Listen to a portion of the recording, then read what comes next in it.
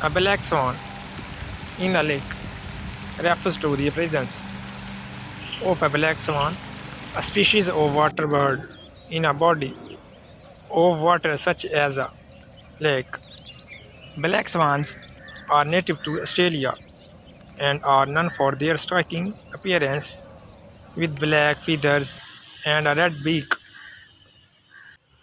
They are not typically found in the wild outside of Australia, although they have been introduced to other parts of the world, including some lakes in various countries.